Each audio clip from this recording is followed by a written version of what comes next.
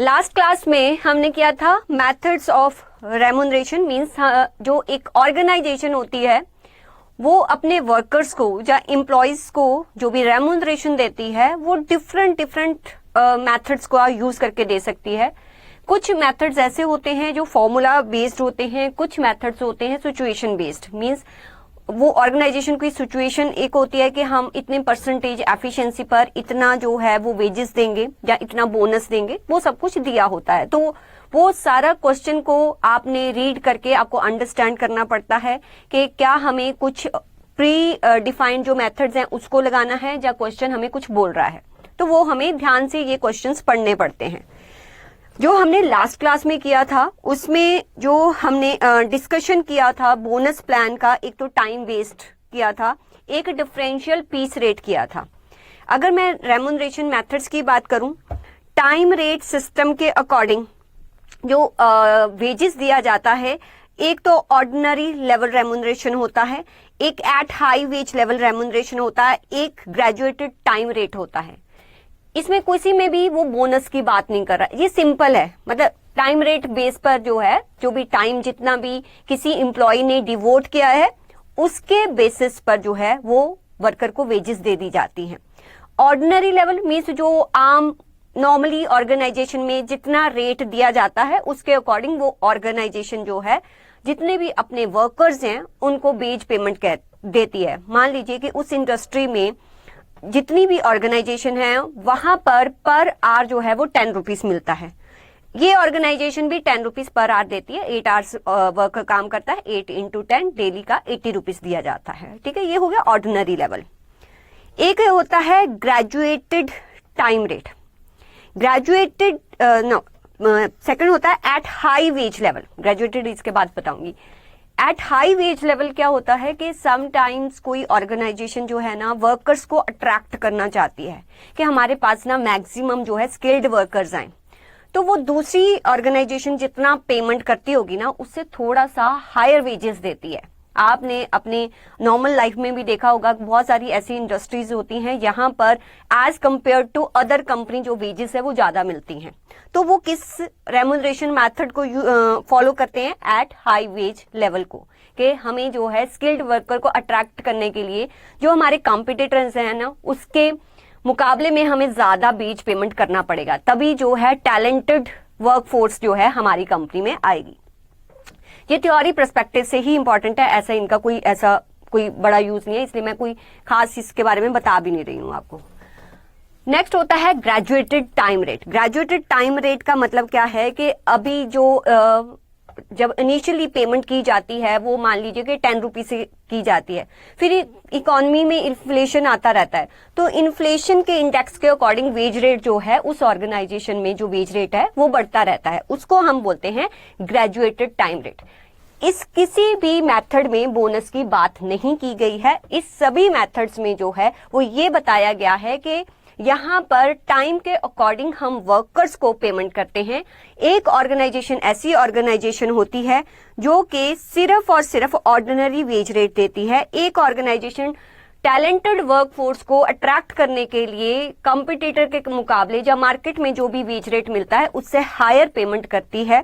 और एक जो है वो इन्फ्लेशन या जितना भी कह लो कि स्टैंडर्ड ऑफ लिविंग के अकॉर्डिंग जो है वर्कर्स का वेज रेट जो है वो इंक्रीज करती रहती है। ये तीन यहाँ पर समझाए हुए हैं, इसमें कोई फॉर्मूला नहीं है, कुछ नहीं है। फिर हमने देखा था कि पीस रेट सिस्टम।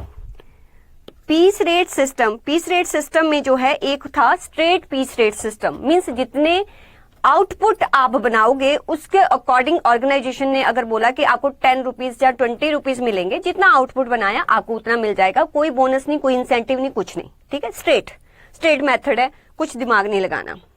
फिर होता है piece rate with guaranteed wage rate, means अगर आप इतना आउटपुट करोगे, ठीक है, तो आपको ये रेट मिलेगा। अदरवाइज अगर आप इस आउटपुट को अचीव ना भी कर पाए तो एक गारंटीड वेज रेट मतलब इतना तो आपको मिलेगा ही मिलेगा। उसमें बहुत सारे मेथड्स होते हैं जो हमने प्रीवियस क्लास में किए भी थे। एक होता है डिफरेंशियल पीस रेट। तो डिफरेंशियल पीस रेट और जो piece rate with guaranteed day wage है, ये दो टाइप्स के रेम्यूनरेशन मेथड्स में बहुत सारे ऑथर्स ने अपने अपने फॉर्मूलाज दिए थे, उसके बारे में हमने डिस्कशन की थी। तो अगर मैं डिफरेंशियल पीस रेट में जाऊं, उसमें हमने 3 मेथड्स डिस्कस किए थे। एक किया था टेलर, एक किया था मैरिक, एक किया था गैंट। टेलर क्या बोलता था, ये थोड़ा सा वर्कर्स के लिए हार्श था। वो कहता कि अगर आप जो है स्टैंडर्ड मींस आपकी एफिशिएंसी जो है 0.5% भी नीचे हुई तो आपको क्या मिलेगी, सजा मिलेगी। सजा कैसे मिलेगी, आपका वेज रेट कट कर दिया जाएगा। जो भी नॉर्मल पीस रेट होगा ना उसका 80% आपको दिया जाएगा, राइट। बट वो कहता कि अगर आपकी परफॉर्मेंस आपने अचीव कर ली 100% और मोर हुआ तो कितना मिलेगा आपको, बोलो कितना मिलेगा फिर आपको, फिर मोटिवेट भी तो करना है ना, तो कितना मिलेगा फिर वर्कर को, फिर वर्कर को कितना मिलता था, जान ही ले लू मैं सबकी। अभी टेलर की बात कर रही हूं, मैरिक पर तो आई नहीं मैं। देखो अच्छा, अरे मैं तो देखा ही नहीं, ये ऊपर नीचे हो नहीं रहा। हाँ 120, ये 110 जो है वो मैरिक बोलता है, वो 83 to 100। देखो पहले ही भूल गए हो तुम, शैतान।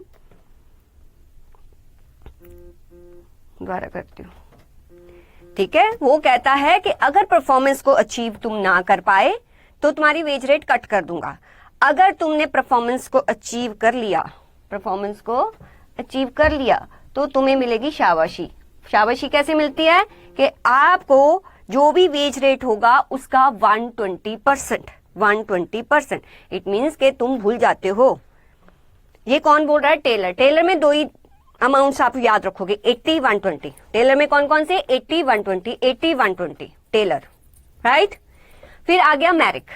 मैरिक में जो है, मैरिक में 3 रेट्स हैं। मैरिक में कितने हैं, 3 रेट्स, एक नॉर्मल, एक 110, एक 120। अब नॉर्मल किसको, 83% तक अगर आपकी जो है परफॉर्मेंस रही, अगर 83 to 100 गई तो 110, और आपकी 100 से जैसे ही ऊपर जाती, अबव 100, ठीक है, 100 पर नहीं, अबव 100 जाती है तो 120। ये याद रखना है, ठीक है। चलो, टेलर 80% और 120%। मैरिक क्या बोलता है, 83% तक नॉर्मल, 83 to 100, 83 से अबव अप टू 100 110, और जैसे ही 100 से अबव गया तो 120, ठीक है। इट मीन्स के अगर किसी वर्कर की परफॉर्मेंस जो है वो परफॉर्मेंस 101% होगी तो मैरिक और टेलर के अकॉर्डिंग, दोनों के अकॉर्डिंग वेजेस क्या होंगी। अगर किसी वर्कर की परफॉर्मेंस जो है 101% होगी, चाहे आप उसकी वेजेस जो है मैरिक मेथड के अकॉर्डिंग निकालो चाहे टेलर मेथड के अकॉर्डिंग निकालो, दोनों की वेजेस क्या निकलेंगी, इक्वल, 120 120, ठीक है। Very good. फिर उसके बाद गैंट आया था। गैंट ने कहा था मैं कुछ गैंट करके दिखाऊंगा, तो उसने कहा कि मैं तो खिचड़ी बना दूंगा टाइम की और पीस रेट की। तो वो क्या कह रहा था कि अगर आपने लेस देन स्टैंडर्ड मतलब 100% से नीचे आपकी एफिशिएंसी है तो आपको गारंटेड टाइम बेस्ड वेजेस तो मिलेंगी। अगर ऑर्गेनाइजेशन ने बोला ना कि 8 आवर्स हमारे यहाँ काम होता है, पर आवर हमें इतना मिलता है, हो सकता है वो पर आवर ना बताए, पीस रेट बताया हो तो उससे निकाल लेंगे, ठीक है। वो हमने मेथड्स डिस्कस किए थे। और अगर वो कहता है कि आपका इक्वल टू स्टैंडर्ड है, फिर जो भी वो टाइम वेजेस कैलकुलेट करोगे ना उसका 20% तुम्हें बोनस भी मिलेगा। फिर कहता अगर तुम ज्यादा ही एफिशिएंट हो गए, मींस मोर देन स्टैंडर्ड हो गया, तो फिर जो आपने एक्चुअल आउटपुट, मींस ऊपर वाले दोनों मेथड में कहीं भी आउटपुट की बात नहीं हुई, सिर्फ आउटपुट का यूज कब करोगे, आउटपुट का यूज कब करोगे, सिर्फ एफिशिएंसी को कैलकुलेट करने के लिए। ऊपर कहीं आउटपुट की बात नहीं हो रही है, सिर्फ एफिशिएंसी कैलकुलेट करने के लिए आउटपुट का यूज करना। अदरवाइज तुम्हें टाइम की रिक्वायरमेंट पड़ेगी और जो भी आपका टाइम रेट होगा उसकी रिक्वायरमेंट पड़ेगी, राइट। बट जैसे ही उसकी एफिशिएंसी 100 से ऊपर जाती है तब आपको आउटपुट की रिक्वायरमेंट पड़ेगी, जो भी एक्चुअल आउटपुट होगा, और जो हायर वेज रेट वो क्वेश्चन आपको देगा, जो भी हायर वेज रेट होगा उससे मल्टीप्लाई कर देना। तो ये गैंट मेथड कहता था और इस पर आपने क्वेश्चन कर लिए थे। फिर उसके बाद हमने, अरे वो भी तो किया था हमने, इमर्जन। हाँ, इमर्जन एफिशिएंसी मेथड क्या कहता है कि गारंटेड वेज रेट तो आपको मिलेगा ही मिलेगा। वैसे गैंट भी यही कहता है कि गारंटेड तो मिलेगा, स्टैंडर्ड से नीचे होगा। वो बोल तो रहा है कि बेचारा कि गारंटेड हम देंगे आपको। ठीक है। इमर्जन क्या कहता है कि एफिशिएंसी सिस्टम कहता है कि अगर लेस देन 6.67% हुआ तो आपको ग्रांटेड टाइम वेज मिलेगा। जैसे कि गैंट ने बोला, गैंट ने तो ये सिर्फ बोला कि अगर आपका स्टैंडर्ड से कम होगा, इसने एक परसेंटेज दे दी 66.67%।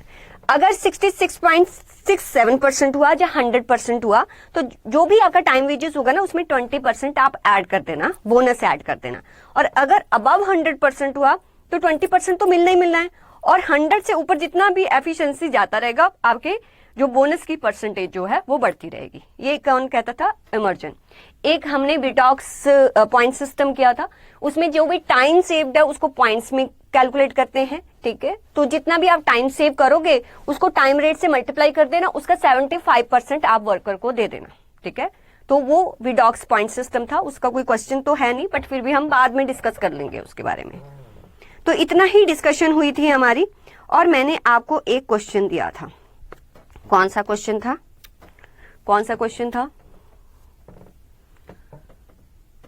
आज कौन बच्चा, आज कोई नया बच्चा तो नहीं है? नहीं। 33। हर्ष, यश, आप लोगों से हो गया था? किया भी था?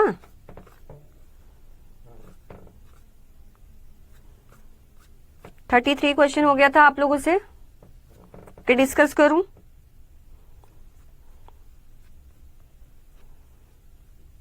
ये वाला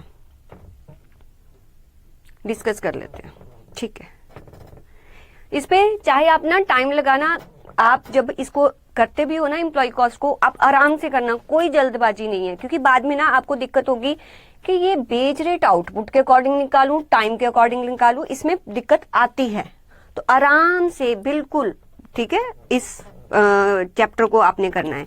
2 चैप्टर मैं हमेशा बोलती हूँ आराम से करना, एक ओवरहेड्स का, एक एम्प्लॉय कॉस्ट, और इनमें से आपको पेपर में जो है वो क्वेश्चन आता ही आता है। तो आराम से करो, टाइम लगाओ, कोई जल्दी नहीं है।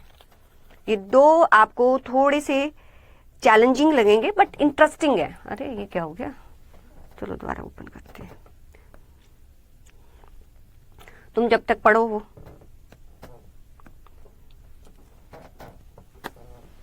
आ जा भाई। हमारा था 33।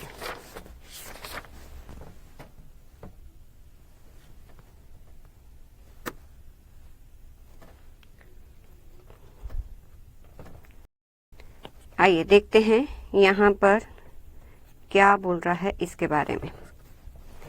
द फॉलोइंग पर्टिकुलर्स, नहीं आप ठीक हो गया, कर तो दिया ठीक, अब ठीक है। हाँ, the following particulars apply to a particular job, standard production per hour. Standard production 1 hour में, लिखते जाओ, 1 आवर में कितने यूनिट्स बनते हैं? 6 units. Normal rate per hour, normal rate जो है 1 आवर का नॉर्मल रेट कितना है? 1.20। अच्छा, पीस रेट कितना होगा फिर? ठीक है, नॉर्मल पीस रेट कितना होगा? निकाल सकते हो कि नहीं? 1 आवर में के लिए इतना पेमेंट करते हैं, 1 आवर के लिए इतने यूनिट्स है, तो 1 यूनिट के लिए कितना पे करते होगे? 120 डिवाइडेड बाय 6 कितना आ गया? 120 डिवाइडेड बाय 6.20 पर पीस है। मुझे नहीं पता इसकी रिक्वायरमेंट होगी कि नहीं, आगे देखते हैं। मोहन ने प्रोड्यूस किए 32 यूनिट्स, राम ने प्रोड्यूस किए 42 यूनिट्स, प्रसाद ने प्रोड्यूस किए 50 units. Calculate the wages of these worker under Merrick. Merrick क्या बोलता है? जल्दी जल्दी, मैरिक क्या बोलता है कि 83%, फिर 100%, फिर अबव 100%। यहां पर नॉर्मल पीस रेट इसकी बात करता है, यहां पर 110 की बात करता है, यहां पर 120 की बात करता है, यही बात करता है। तो हमें एफिशिएंसी देखनी पड़ेगी कि जो है इनकी एफिशिएंसी कितनी कितनी है। देखो मैंने पीस रेट तो निकाल लिया, ये तो हमने निकाल लिया। अगर मैरिक है, थोड़ा ध्यान दो इधर, अगर Merrick differential piece rate system है, इट मींस के मुझे एक्चुअल आउटपुट को नॉर्मल पीस रेट से मल्टीप्लाई करना पड़ेगा। हाँ, एफिशिएंसी जो है अगर इनमें फॉल करेगी तो उसके अकॉर्डिंग मुझे बोनस भी देना पड़ेगा। ये चीजें चाहिए, ये क्वेश्चन देख के पता चल गया। अब मुझे बताओ उसकी एफिशिएंसी हम पता कैसे करेंगे। देखो एफिशिएंसी अगर आउटपुट में पता करनी हो तो हमें पता है कि हमें actual output divided by standard output multiply bye 100 करना पड़ता है। एक्चुअल आउटपुट हमें पता है। क्या आपको स्टैंडर्ड आउटपुट पता है? क्या आपको एक्चुअल स्टैंडर्ड आउटपुट पता है? नहीं पता तो पता करो। कैसे पता करेंगे? कहता है कि assume a day is 8 working hours. कहता है एक दिन में 8 वर्किंग आवर्स है। ठीक है, तो आप अगर एक दिन में 8 वर्किंग आवर्स है तो वो 1 आवर में कितने यूनिट बनाता है? कितने यूनिट बनाने चाहिए? 6 यूनिट। अगर 8 आवर काम करेगा तो कितने यूनिट्स बना लेगा? 6 इंटू 8 48। ठीक है, 48 यूनिट्स। जो चीज नहीं पता वो हमें पता लगानी पड़ेगी, वो हमें क्वेश्चन से अब हमें स्टैंडर्ड आउटपुट भी पता चल गई। ठीक है, बस एफिशिएंसी निकालो और आप इस प्लान के अकॉर्डिंग उसको वेजेस दे दो। तो चलिए फटाफट मैं ये क्वेश्चन कर भी देती हूँ। आइए क्वेश्चन नंबर 33। जिन्होंने कर लिया है कोई बात नहीं, प्रैक्टिस के लिए एक बार और कर लो।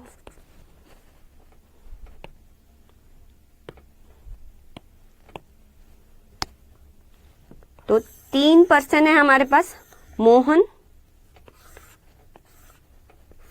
राम एंड प्रसाद। ठीक है, हमें क्या क्या चाहिए? नॉर्मल पीस रेट चाहिए। कितना होगा वो आप क्वेश्चन के ऊपर ही निकाल लो। नॉर्मल पीस रेट कैसे निकालते हैं हम? नॉर्मल रेट पर आवर को अगर मेरे बच्चे हम डिवाइड कर दें स्टैंडर्ड प्रोडक्शन पर आवर के साथ, मतलब हमने 1.20 को 6 यूनिट से जैसे ही डिवाइड किया तो मेरे पास आ गया ₹0.20। ये आपने ऑलरेडी मुझे बता दिया था। ठीक है, बाकी एफिशिएंसी हम निकाल देंगे, ये हमें पता चल गया।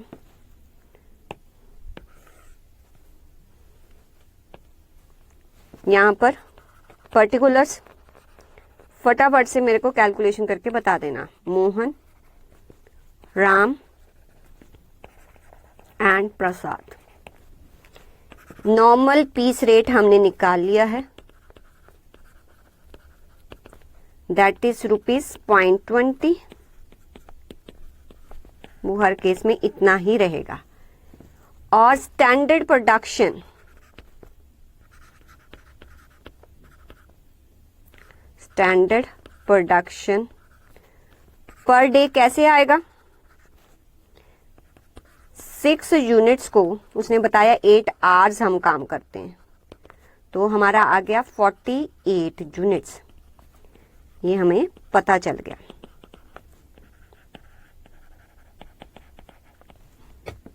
एक्चुअल प्रोडक्शन आपको गिवन है, एक्चुअल प्रोडक्शन आपको गिवन है 32 यूनिट्स। इसका कितना है? 42 यूनिट्स। इसका कितना है? 50 यूनिट्स।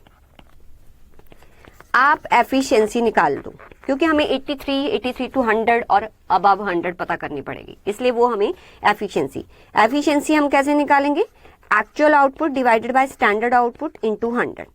यहां पर एक्चुअल आउटपुट है मेरी 32, स्टैंडर्ड है 48 इंटू 100, तो ये आ गई मेरी 66 2/3%। आपकी पॉइंट में आ रही होगी, आप पॉइंट्स में लिख देना। अच्छा सबके आ गया, चलो थैंक यू।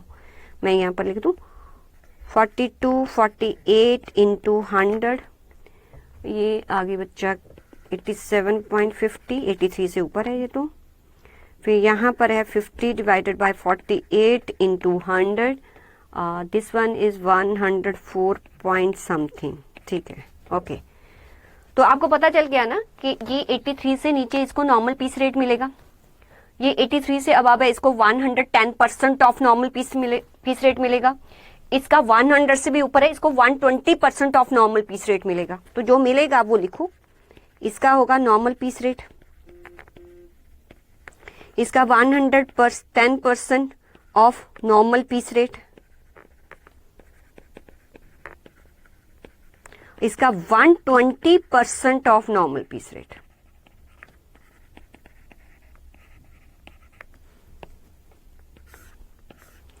बस अब कैलकुलेट कर दो आप वेजेस इनकी, जो भी इनकी अर्निंग्स होगी, ठीक है। इसकी अर्निंग कितनी होगी, 0.20 इंटू 32 जो भी आएगा, इसका 0.20 इंटू 42 इंटू 110% जो भी आएगा, 120 इंटू 50 यूनिट्स इंटू 120%, ठीक है। तीनों का दे दिया होगा आपने। अर्निंग्स मोहन राम, इसकी है 6.40 रुपीज और इसका है 9.24 रुपीज और इसका है 12 रुपीज। बस क्वेश्चन में कुछ खास नहीं था, सिर्फ वही पीछे वाला दो कॉन्सेप्ट वेरी इंपॉर्टेंट कि हमें नॉर्मल पीस रेट कैसे निकालना है। दोनों चीजों को 1 आवर पर लेके आओ, 1 आवर में कितने यूनिट्स है, 1 आवर का रेट कितना है, उससे हमें नॉर्मल पीस रेट मिलता है। और सेकंड, आपको वो मेथड याद होना चाहिए। अगर उसने मैरिक बोला है तो मैरिक में क्या परसेंटेज है वो याद होनी चाहिए, तो क्वेश्चन आपका सॉल्व हो जाएगा, ठीक है। चलिए अब आगे चलते हैं, कुछ और डिस्कस करते हैं। क्या मैम आज कोई नया कॉन्सेप्ट डिस्कस होगा? लगता नहीं है, क्योंकि 1-2 क्वेश्चन ऐसे हैं जो थोड़े से चैलेंजिंग हैं, उसमें टाइम लगेगा हमारा, और अच्छी तरह से वो इंपॉर्टेंट मार्क करवाऊंगी, अच्छी तरह से करने हैं वो। इलस्ट्रेशन नंबर 34 पर आ जाओ। In a manufacturing concern the daily wage rate है आपका 2.50, ठीक है, और the standard output in a 6-day week, और स्टैंडर्ड आउटपुट जो है वो आपका है 6 डे में, मैं लिखती जाती हूँ, 6 डे में आपका स्टैंडर्ड आउटपुट आपको ऑलरेडी दिया है 200 यूनिट्स, ओके। रिप्रेजेंटिंग 100% एफिशिएंसी, अगर आप 100% एफिशिएंटली काम करोगे, इट मीन्स के आप 200 यूनिट जो है वो 6 डेज में बना सकते हो, ये कह रहा है। The daily wage rate is paid without bonus, जो डेली वेज रेट है ना वो विदाउट बोनस मिलेगा फॉर दोज वर्कर, उन वर्कर्स को who show up to 66 2/3% of efficiency standard. Means daily wage rate तो उनको मिलेगा ही मिलेगा अगर आपकी एफिशिएंसी जो है वो अप टू कितना है, 66 2/3% तक है। मीन्स तब आपको सिर्फ डेली वेज रेट मिलेगा, एक गारंटेड वेज रेट हो गया एक तरह से, ठीक है, आपको कोई बोनस नहीं मिलेगा। Beyond this there is a bonus payable, means जैसे मेरी एफिशिएंसी, जब वर्कर की एफिशिएंसी 66 2/3% से ऊपर जाएगी तो मुझे बोनस मिलेगा। कितना मिलेगा, 82% एफिशिएंसी तक, मतलब 66 से 82 तक मुझे 5% बोनस मिलेगा। मतलब जो भी आपका वेज होगा उसका 5% आप ऐड कर देना, अल्टीमेटली 105% कर देना। वो 110 करते थे ना, 120 करते थे, अब 105% कर देना। अगर 90% मतलब 82 to 90% में लाई करेगी तो 9% बोनस मिलेगा। अगर 100% एफिशिएंसी होगी तो 20% आपको बोनस दिया जाएगा। तो ये तो अब ये क्या है, सिचुएशन बेस्ड, उसने अपने आप बोल दिया, कोई फॉर्मूला याद करने की जरूरत नहीं है, उसने अपने आप बोल दिया, जो बोल दिया उसके अकॉर्डिंग हमें बोनस निकालना पड़ेगा। कहता फर्दर अगर 100 से भी ऊपर चली गई ना एफिशिएंसी तो further increase 1% bonus for every 1% further rise in efficiency. मान लो कि 100 से अगर 110% है, ठीक है, तो जितना परसेंटेज ऊपर होगा उतना परसेंटेज आपका बोनस बढ़ता रहेगा। 100 तक 20 मिलेगा, 20 जो 100 से ऊपर कितना है 10, मीन्स 30% बोनस फिर आपको दिया जाएगा। इन ए 6 डेज ए ने प्रोड्यूस किए 180 यूनिट्स। अब स्टैंडर्ड कितने हैं 200, इसने कितने प्रोड्यूस किए 180, इसने कितने किए 164, इसने 200, डी ने 208 और इसने कितने किए 130। और calculate the earnings of this workers, आपको अर्निंग्स निकालनी है। देखो आपको जो डेली वेज रेट है ना वो इतना तो मिलेगा ही मिलेगा 2.50। अगर आप जो है स्टैंडर्ड को 66.23% को मीट ना कर पाए, अब आपने क्या करना है कि कितने वर्कर है 1 2 3 4 5 कॉलम बना लेने हैं। 5 कॉलम बनाइए जल्दी जल्दी, ठीक है, उसके अकॉर्डिंग एफिशिएंसी निकालनी है, फिर उसके बाद हम जो है वो बोनस कैलकुलेट करेंगे। कितने हैं 6 डे, और डेली का वेज कितना है आपको 2.50, तो 6 2.50 ये गारंटीड वेज रेट है। जिसकी एफिशिएंसी इससे कम हुई ना तो इतना इतना तो मिलना ही है, इतना तो उसको मिलना ही है। चलो आइए करते हैं, फिर इसको साथ में ही समझा देती हूँ। आप ना स्टैंडर्ड आउटपुट, एक्चुअल आउटपुट और एफिशिएंसी इतना निकाल दो, फिर डिस्कस करते हैं। ऊपर क्या लिखना है आपका, जो भी wage rate, daily wage rate वो लिख देना। कौन सा क्वेश्चन है हमारा 34, 1 2 3 4 5 6 कॉलम बना लो आप। 1 2 3 4 5 6।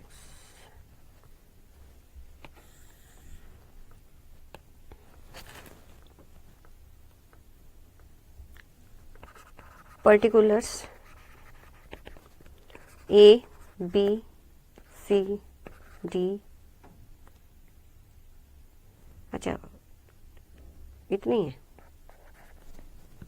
छोड़ो फिर इसको काट देते हैं।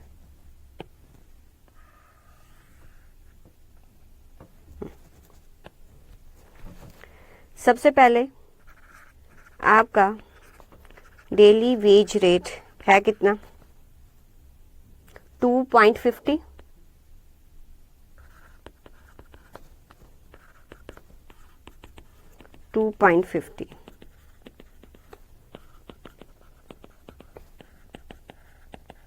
अब जो मैं बात इसमें समझाऊंगी उसको ध्यान में रखना है आपने। ओके, तो आपके नंबर ऑफ डेज कितने हैं 6 डेज, हर एक केस में 6 डेज ही हैं। स्टैंडर्ड आउटपुट कितना है, वो 6 डेज में आपको 200 यूनिट्स जो है प्रोड्यूस करने हैं, वो भी हर एक के केस में सेम है।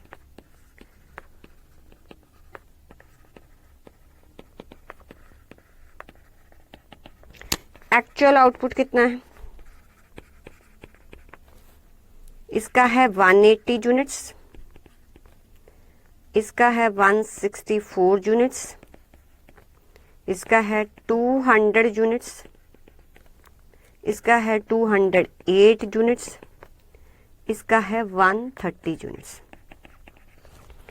एफिशिएंसी निकाल लो, ठीक है, फिर मैं डिस्कस करती हूँ इसके बारे में। सभी स्टूडेंट एफिशिएंसी निकाल लो और मुझे बता भी दो। Actual output divided by standard output into 100 करके, 180 divided by 200 into 100, 164 divided by 200 into 100, 200 200 into 100। ये मैं बताऊंगी कितनी आई, ये 100% है, बाकी तुम बता दो। 208 divided by 200 into 100, 130 divided by 200 into 100। बताओ, मैंने तो फटाफट एक बता दिया, आपने नहीं बताई। अच्छा सबकी निकाल भी ली, क्या बात है। 90 82 और 100, 90%, 82%, 100, 104 और 65%।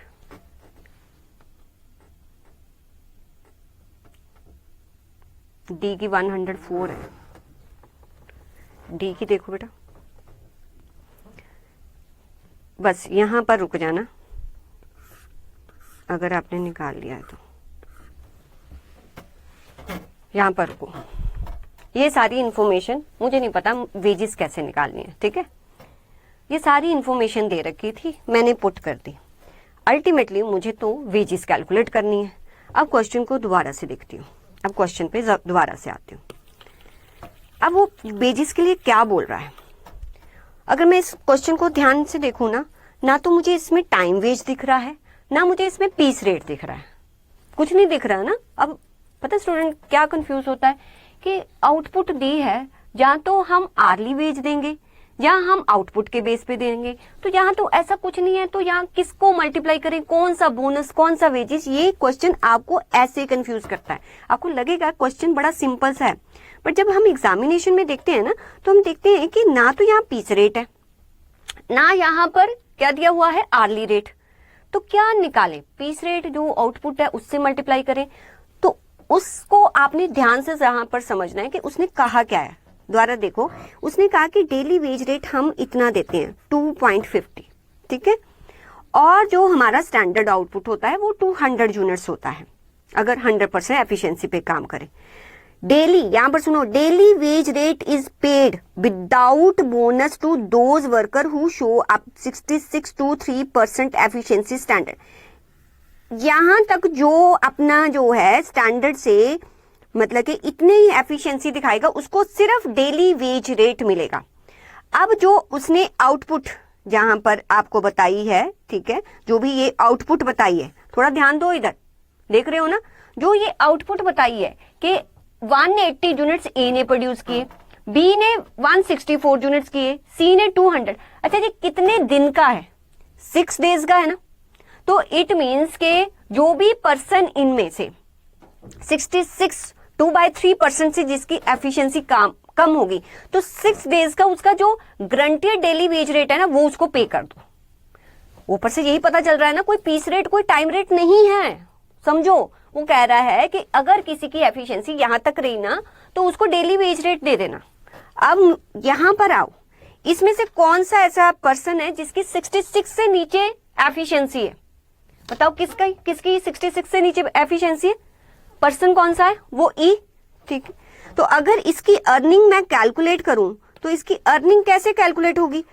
अब आप फंसे रहोगे कि इसको किससे मल्टीप्लाई करूं। अरे वो कह रहा है ना कि इससे नीचे सिर्फ एफिशिएंसी के लिए ये पूरा पार्ट यूज होगा। आपको वेजेस कैसे देनी है? वो डेली वेज रेट जो दिया हुआ है, वो कहता है बस इसको क्या दो, डेली वेज रेट दो 6 डेज के अकॉर्डिंग 2.50 रुपीज हम जो है एक दिन का देते हैं। तो आप इसको देख लो कि इसकी कितनी अर्निंग बनी। मैं उल्टा लिखूंगी इसको, 2 मिनट, यहाँ नीचे 6 मल्टीप्लाई बाय 250, इतना तो इसको मिलेगा, इसकी इतनी अर्निंग होगी, मीन्स इसको मिलना है ₹15। क्लियर? यहां तक आगे फिर उसने कहा कि बियॉन्ड दिस, इस एफिशिएंसी से ऊपर, इससे ऊपर सभी की एफिशिएंसी इससे ऊपर ही है जैसे कि हमने देखा, तो वहां पर हमें बोनस मिलेगा। अब बोनस कितना मिलेगा? 82% जिसकी एफिशिएंसी होगी उसको 5% बोनस मिलेगा, ठीक है, उसको 5% बोनस मिलेगा। अब देखो 82% तक कौन पर्सन है यहाँ पर? 82%, ठीक है, ये वाला है, मतलब इसको 5% बोनस मिलना चाहिए। 5% बोनस का मतलब क्या है? 5% बोनस का मतलब जो भी इसकी वेजेस मिलेगी ना उसका और 5% आप उसको दोगे, यही ना। 110% का मतलब क्या होता है कि आप 10% बोनस दे रहे हो, 100 तो उसको मिलेगा ही मिलेगा, 10% और बोनस मिलेगा, यही बात होती है। तो मीन्स इस पर्सन को कितना मिलना चाहिए? 5% बोनस। अगर आप चाहते हो कि यहां पर हम बोनस की भी बात करें ना, तो आप ऐसा कर सकते हो, इसको 2 ढंग से किया जा सकता है, ठीक है। जहां तो पहले सबकी अर्निंग्स लिख लो, यहां पर ये मिनिमम तो सबको मिलेगी, मीन्स ₹15 तो सबको मिलेगा ही मिलेगा। मैं दोनों ढंग से आपको बता दूंगी इस क्वेश्चन को कैसे किया जाता है। फिर आप लिख दो कि बोनस किसको मिलेगा,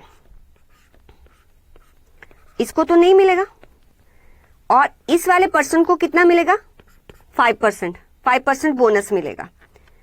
अच्छा, और किसको बोनस कितना मिलेगा? अगर 90% तक एफिशिएंसी है तो कितना बोनस मिलेगा? 9%। 90% ये है पर्सन, इसको 9% मिलेगा। नेक्स्ट, अगर 100% है तो 20%, 100% तक, 100% ये है, इसको कितना मिलेगा? 20%। और जितना 100% से ऊपर होगा, जितने परसेंटेज इंक्रीज होगा ना, उसके अकॉर्डिंग बोनस मिलेगा। अब 20 तो मिलेगा, 100 से ऊपर कितना परसेंटेज है? और 4, तो इसको कितना मिल जाएगा? 24%। तो बोनस आप कैसे निकालोगे? 15 का 9%, तो बोनस का अमाउंट हमें यहां पर पता चल जाएगा कि कितना बोनस का अमाउंट होगा। बताओ बोनस का अमाउंट दोनों तरह कैसे कर सकते हैं, मैं बताती हूँ। पहले यहां पर बोनस का अमाउंट बताओ। नहीं, टोटल बता रहे हो बेटा आप, बोनस का अमाउंट बताओ, बोनस अमाउंट बताओ। बोनस का अमाउंट कैसे निकलेगा? 15 × 9% और 15 × 5%, 15 × 20% और 15 × 24%, और यहां तो नील रहेगा। पॉइंट नहीं, ये है 0.75। इसका कितना आया शतानु?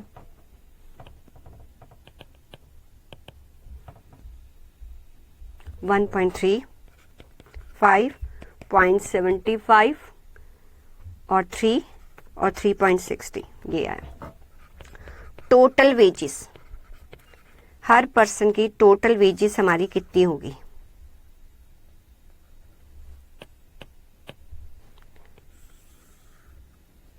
टोटल वेजेस जितनी अर्निंग है, ठीक है, इसको ए दे दो, इसको बी दे दो, तो टोटल वेजेस ए प्लस बी,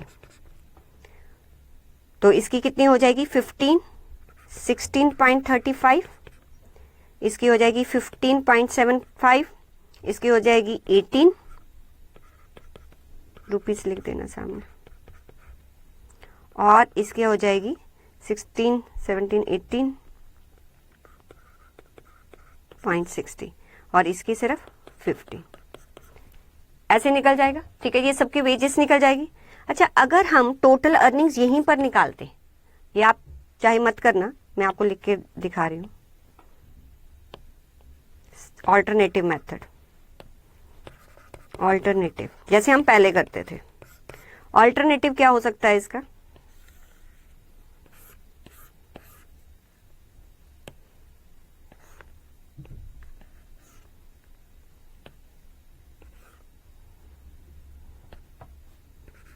ए B C D E. Alternative कैसे हो सकता है? टोटल अर्निंग, ए पर्सन जो है उसको कितना मिलेगा? 6 इंटू 2.50 मल्टीप्लाई बाय 105%, ठीक है, यही है ना, 5% इसको बोनस मिलेगा, तो 6 इंटू 2.50 मल्टीप्लाई बाय 105%, तो कितना आ गया? आया नहीं 16.35, क्या बात कर रहे हैं, 9% है, 5% नहीं, 9%, सॉरी, हाँ 9% मतलब 109, तो 6 मल्टीप्लाई बाय 2.50 मल्टीप्लाई बाय 109%, तो आ गया 16.35, 16.35। ऐसे ही बी को कितना बोनस मिलना था? 6 इंटू 250 मल्टीप्लाई बाय, इसको कितना बोनस मिलना है? 5%, मीन्स 105%। इसको कितना मिलना है? 6 इंटू 250 मल्टीप्लाई बाय 120%, और 6 इंटू 250 मल्टीप्लाई बाय 124%, इसको 6 इंटू 2.50 बस। तो तब भी आपका जो टोटल अर्निंग्स आता ना, सेम आता। आप ऐसे निकालना चाहो ऐसे निकाल लो, जैसे हम प्रीवियसली करते थे, जैसे 110%, 120%, तो बोनस दिया हुआ है, उसके अकॉर्डिंग भी आप कर सकते हो, आंसर आपका सेम आएगा। देख लो सबका, देख लो सेम आ रहा है कि नहीं। 6 इंटू 2.50 इंटू 105%, 15.75 सेम आ रहा है कि नहीं आ रहा? सेम आ रहा है। 18.60 और 15, राइट। तो ये ऑल्टरनेटिव है। आप ऐसा करना चाहते हो ऐसा कर लो, अगर आप बोनस को सेपरेटली ऐसे शो करके करना चाहते हो तो ऐसे सेपरेटली भी शो कर सकते हो। Is it clear? इस क्वेश्चन में कंफ्यूजन कहाँ थी? ना तो पीस रेट था ना टाइम रेट था। तो हमें वेजेस कैलकुलेट कैसे करनी थी? आप सिर्फ ध्यान से देखो वो क्या कहना चाहता है, वो क्या कहना चाहता है। उसने कोई पीस रेट टाइम रेट को नहीं फॉलो किया, उसने एक ग्रंटेड वेज रेट की बात की और फिर बोनस की बात की। ये सिचुएशन बेस्ड क्वेश्चन था, जैसा वो बोलेगा वैसे आपको वेजेस कैलकुलेट करनी पड़ेगी। क्लियर है? आगे चलें।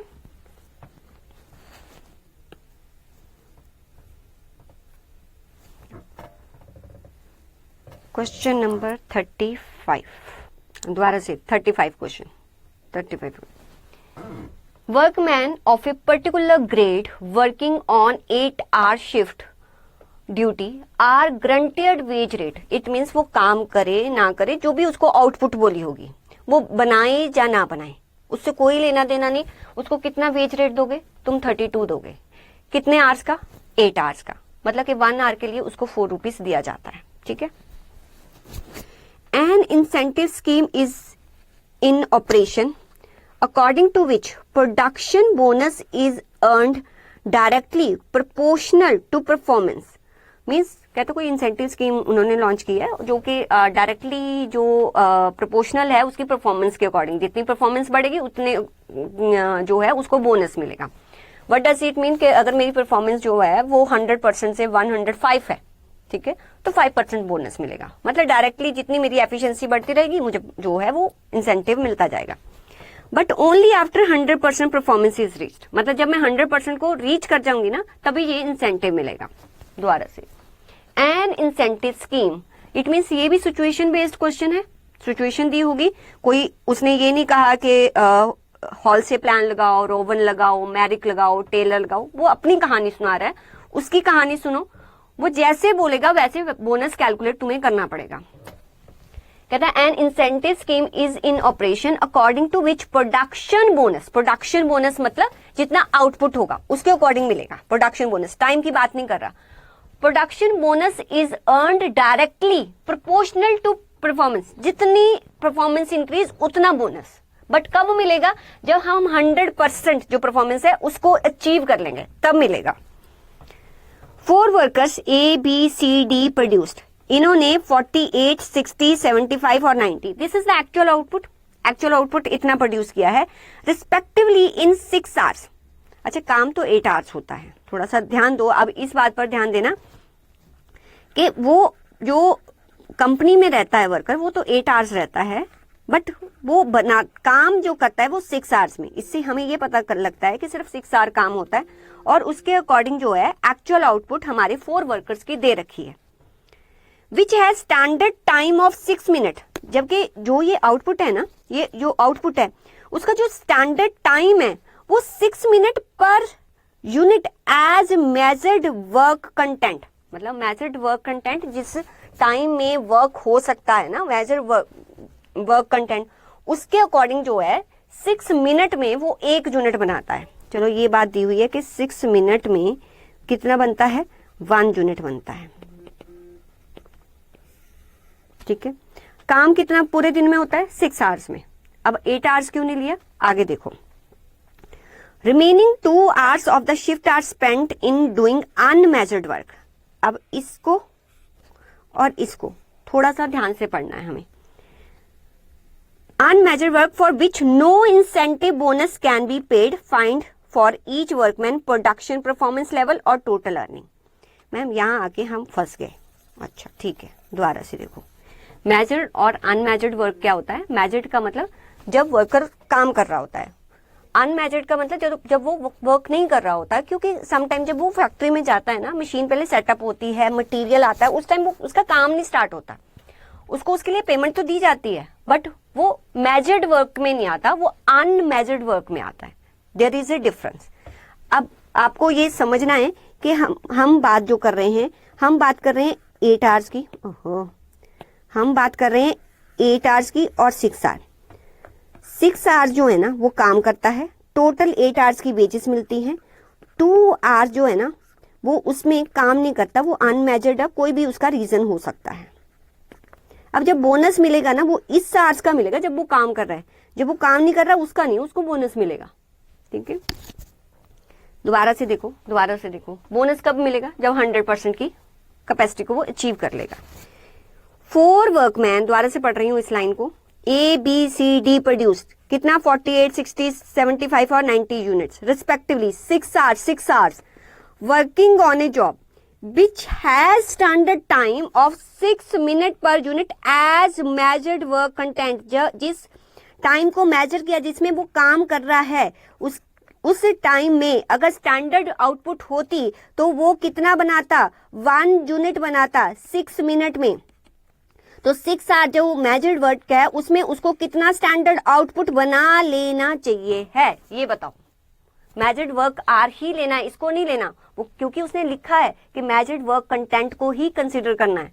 तो इस 6 आवर्स में जब वो काम कर रहा था, ठीक है, उसने एक्चुअल तो कुछ और बनाया, बट कितना बना लेना चाहिए था, कितना बना? 6 मिनट लगते हैं 1 यूनिट, तो 6 आवर्स में कितना बना लेता? 6 × 60 कितना, 36 मिनट। अगर 6 मिनट में 1 यूनिट बनता है तो 36 मिनट में कितने यूनिट्स बन जाएंगे? 1 / 6 × 360। तो कितना हो गया, कितना हो गया, बोलो ना, हाँ कितना हो गया, 60 यूनिट्स। तो स्टैंडर्ड आउटपुट कितनी है, 60 यूनिट्स। अब इससे हमें क्या पता चल गया, हमें ये पता चल गया हम एफिशिएंसी तो निकाल सकते हैं, किनकी, इनकी, क्योंकि 60 यूनिट्स बनाने चाहिए थे, एक्चुअल आउटपुट ये है, यहां से एफिशिएंसी तो पता चल जाएगी हमें। क्लियर, फिर उसके अकॉर्डिंग उनको बोनस देना पड़ेगा। इसको क्लियर कर दूं, ये तो दोबारा भी कर सकते हैं, क्लियर कर दूं, क्लियर कर दूं, रुक जाओ।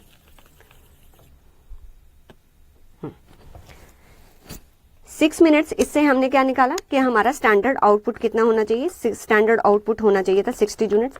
अब हर एक ने अलग अलग आउटपुट है, कहता 6 आवर्स में तो इतना होगा, remaining 2 hours of the shift are spent in doing the unmeasured work for which no incentive bonus can be paid. उसके लिए बोनस नहीं पे करना, ठीक है।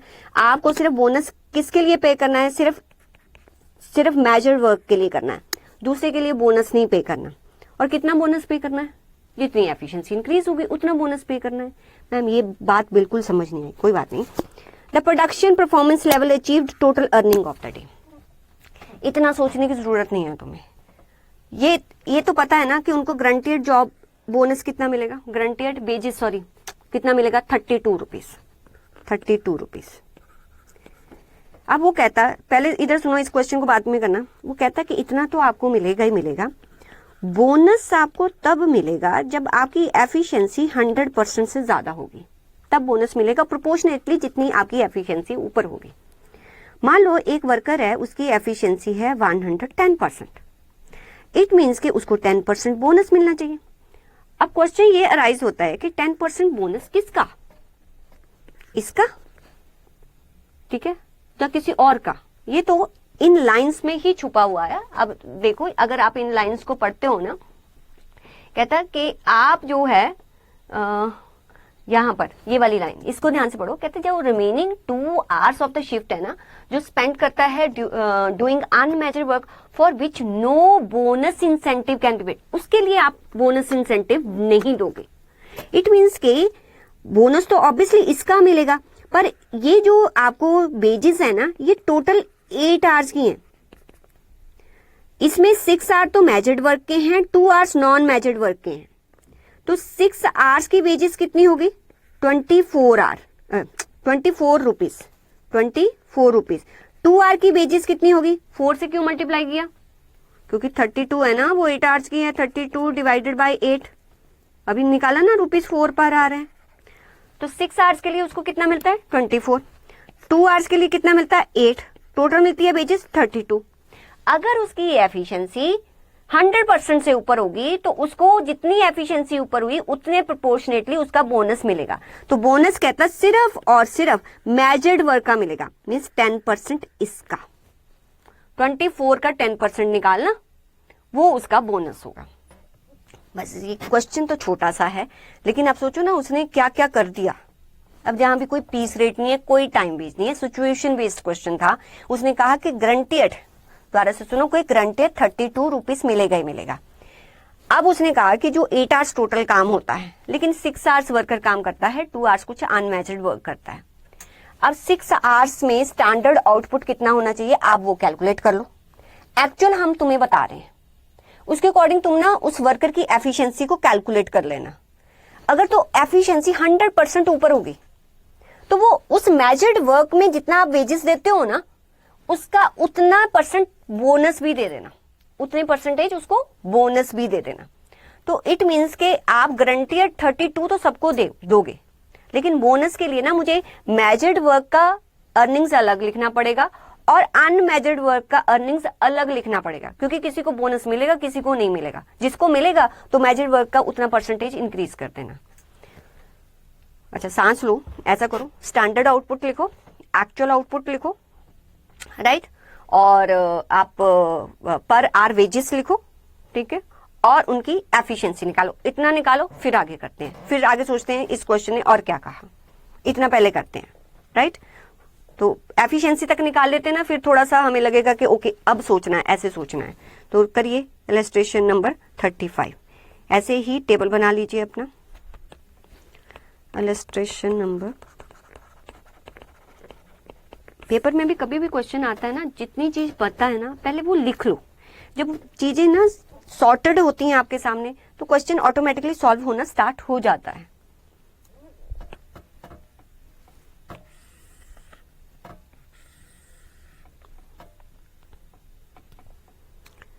कितने ABCD 4 हैं।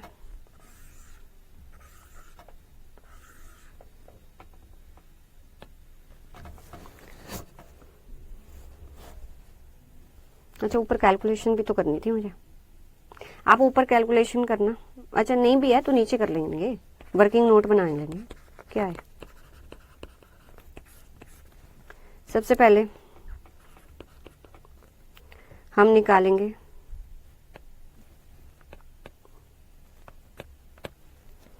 Early wage rate.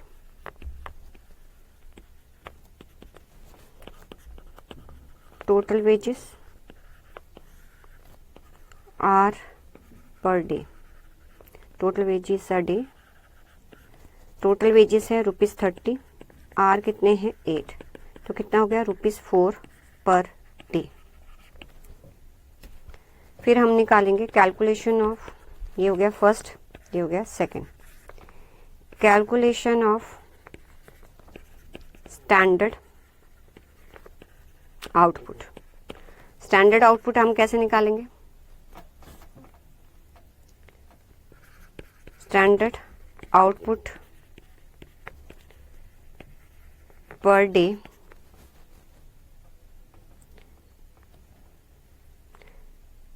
यहां पर लिखेंगे 36, नहीं पूरा नहीं लिखेंगे, पता कैसे लगेगा फिर हमें। 6 आवर्स इंटू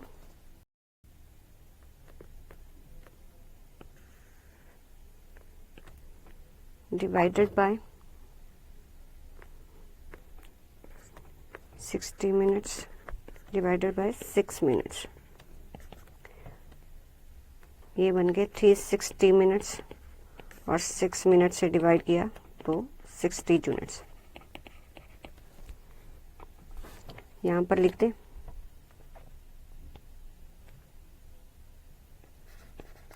6 मिनट में 1 यूनिट बनता है, तो 360 मिनट में कितने यूनिट्स बनेंगे।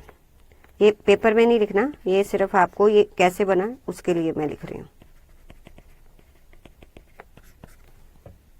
तो 60 यूनिट्स आ गया हमारा स्टैंडर्ड आउटपुट। बस इतना हमें चाहिए था। अब ऊपर आ जाइए, particulars A B C D। Standard output लिखिए 60 units.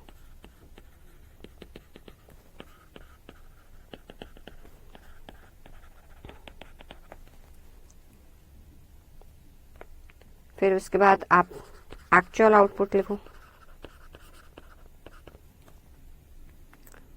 48 units, 60 units, 75 units and 90 units.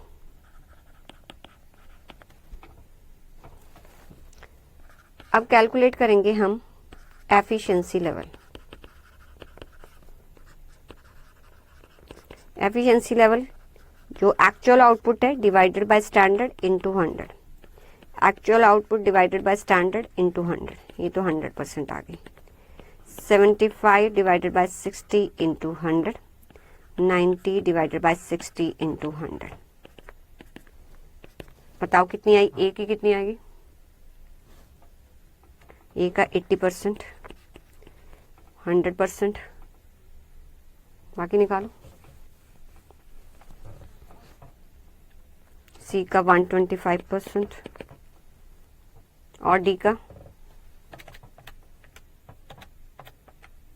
150%। Okay, अब आप लिखो वेजेस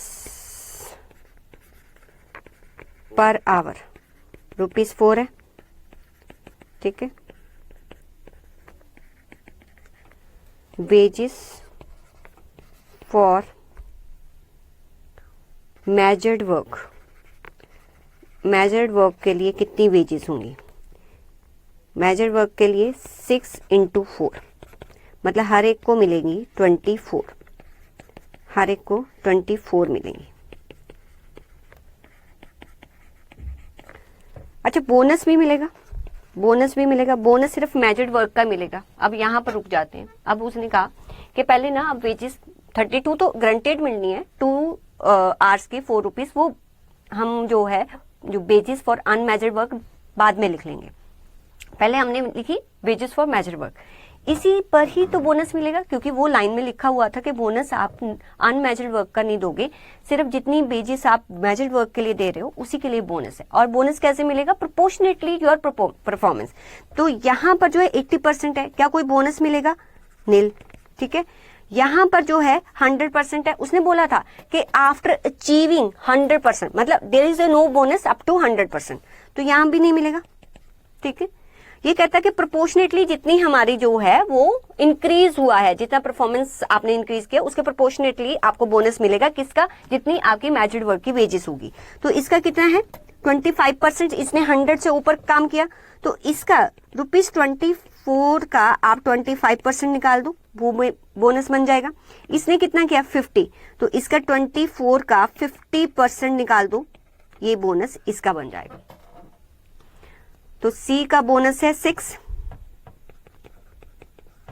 और इसका बोनस है 12। अब आप लिखो wages for unmeasured work. Unmeasured work की वेजेस कितनी है? 2, यहीं पर लिख देती हूँ, 2 × 4, तो कितनी मिलेंगी? ₹8, ₹8, ₹8, ₹8। अब सॉरी, मेरे में यहाँ पर बचा ही नहीं है यहाँ कुछ, यहाँ पर टोटल वेजेस, टोटल वेजेस। अब आप क्या करेंगे? आप इसको 1 लिखेंगे, इसको 2 लिखेंगे, इसको 3 लिखेंगे, और टोटल वेजेस में 1 + 2 + 3 लिखेंगे नीचे, पता तो चले कितना है। 24 + 8, 32 तो उसने कहा था कि ग्रंटेड मिलेगी मिलेगी। ठीक है, यहाँ भी 32 तो मिल ही रही है, यहाँ 32, लेकिन 6 रुपीज बोनस भी मिल रहा है, तो इट मीन्स कि 38 बन जाएंगी।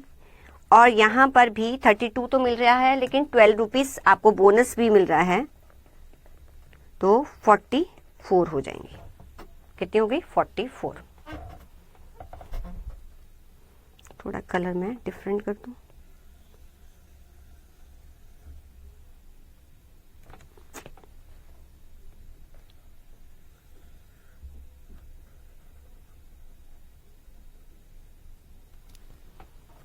पता तो चले। ठीक है, तो ये सारे, बस इसमें पॉइंट कौन सा था? अब स्टार मार्क करो, इसको इंपॉर्टेंट मैंने करवाया है आपको, तो स्टार यहाँ पर मार्क करना है। यहाँ पर जब भी आप इस क्वेश्चन को देखेंगे, ये वाला पार्ट जरूर देखेंगे कि कैसे सॉल्व हुआ, बोनस वाला पार्ट। इसमें भी आपको कोई फॉर्मूला याद करने की जरूरत नहीं थी, कोई मैरिक, टेलर, हॉलसे, रोवन कुछ नहीं था। सिचुएशन बेस्ड क्वेश्चन था, सिर्फ समझना था वो क्या बोल रहा है, उसके अकॉर्डिंग आपको वर्कर्स की जो है वो वेजेस कैलकुलेट करनी थी। इसको एक बार दोबारा से अपने से ट्राई करके देखेंगे आप। चलिए नेक्स्ट क्वेश्चन आइए। 35 के बाद 36 जो है ना, ये ओवर टाइम का क्वेश्चन है। मैंने अभी कॉन्सेप्ट नहीं करवाया, तो इसको अभी रहने दोगे। ओवर टाइम का कॉन्सेप्ट नहीं करना है आपने, अभी नेक्स्ट क्लास में इस कॉन्सेप्ट को लेंगे। 37 को करते हैं, 37 क्वेश्चंस। आइए, वो उसमें ओवर टाइम का कॉन्सेप्ट है। 37 में वो क्या बोल रहा है? From the following particulars work out the earnings for the week of a worker, मतलब एक वीक की अर्निंग्स हमें वर्कर की निकालनी है। Straight piece rate, straight piece rate का मतलब जितना आउटपुट किया है, जितना नॉर्मल पीस रेट है, आप दोनों को मल्टीप्लाई कर देना, आंसर आ जाएगा। वो होता है स्ट्रेट पीस रेट सिस्टम।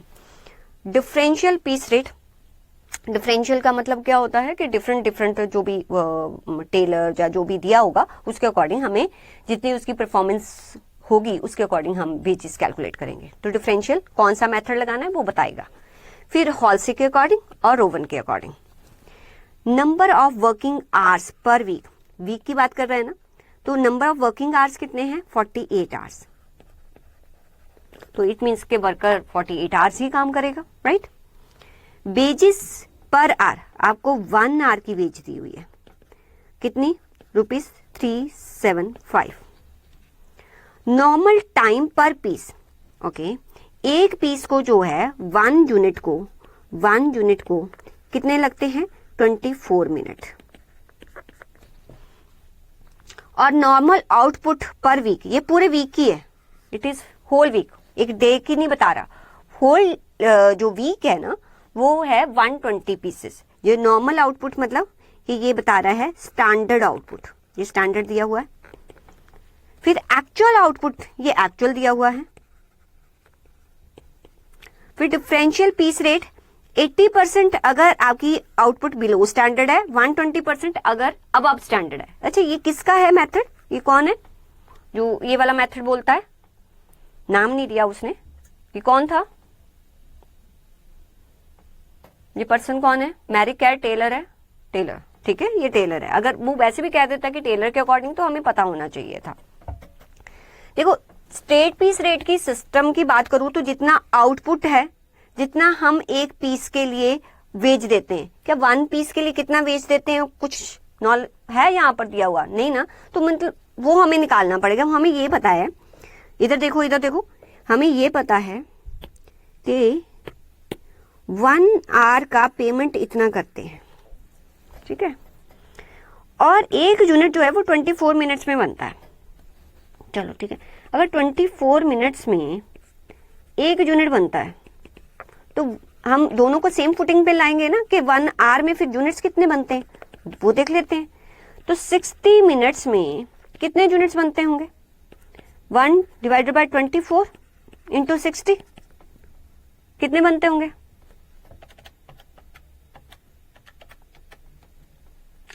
कितने बनते होंगे बोलो बोलो बोलो। हाँ, 2.5 मतलब 2.50 यूनिट्स बनते होंगे। 1 आवर में 2.50 यूनिट्स बनते हैं। तो यहां से पर पीस निकाल लो, पर पीस कितना पेमेंट करता होगा। तो 3.75 डिवाइडेड बाय 2.50 तो 1.5 आ गया, ठीक है। यहां तक तो कोई दिक्कत नहीं, ये तो पॉइंट कितनी बार पीछे आ चुका है, ठीक है, वो हम निकाल लेंगे। हम कितना वेज पे करते हैं? 1.50। ये कहां दिया हुआ है? ये वाला, ये हमने निकाल लिया ₹1.50। ये तो हो जाएगा, ये वाला भी हो जाएगा, डिफरेंशियल भी हो जाएगा। हॉलसे के लिए क्या चाहिए मुझे? हॉलसे के लिए मुझे तो ये पता होना चाहिए ना, मुझे पर आवर तो पता है, रेट तो पता है, रेट मुझे दिया हुआ है। मुझे ये भी पता है वो एक्चुअल में कितने आवर्स काम करता है, 48 आवर्स। बट उसके लिए मुझे क्या चाहिए कि उसने टाइम कितना सेव किया होगा। वो कैसे पता चलेगा? क्या प्रीवियसली हमने कुछ किया है इसके बारे में? कुछ समझा है? उसने एक्चुअल आउटपुट कितनी बनाई? 150 यूनिट्स। 150 यूनिट्स, अगर 150 यूनिट्स ही बनानी थी तो कितने आवर्स में बन जानी चाहिए थी?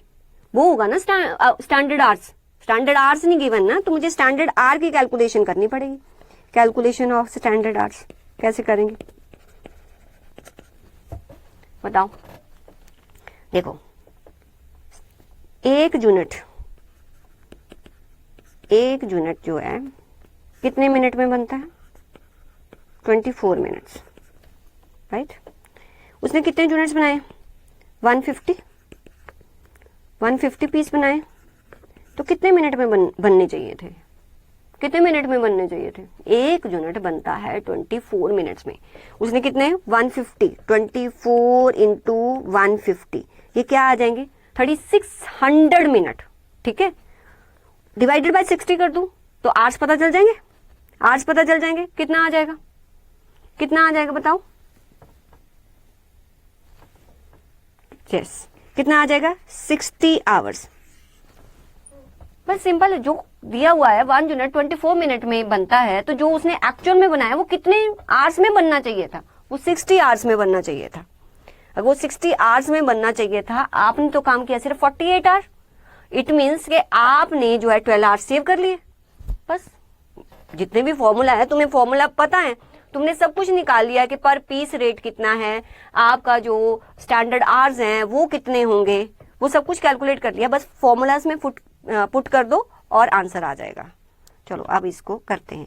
ये सारी कैलकुलेशन जो है ना, पहले हम कर लेते हैं, फिर हम 1 बाय 1 सारे फॉर्मूला लगा के इसको कैलकुलेट करेंगे। आइए,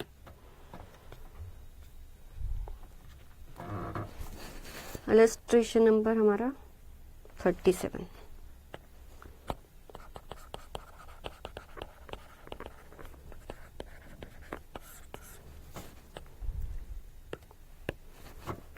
सबसे पहले हम निकाल लेते हैं हमारा नॉर्मल पीस रेट कितना होगा।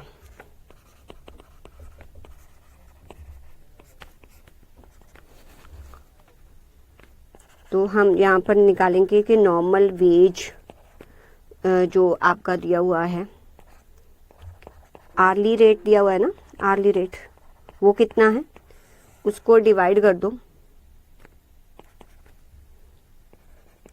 नॉर्मल आउटपुट इन आर, कितने बनते हैं। तो नॉर्मल वेजेस हमारा कितना था? 3.75 पर आर, और एक आर में कितने यूनिट्स हमारे बनते हैं? हमने 24 इंटू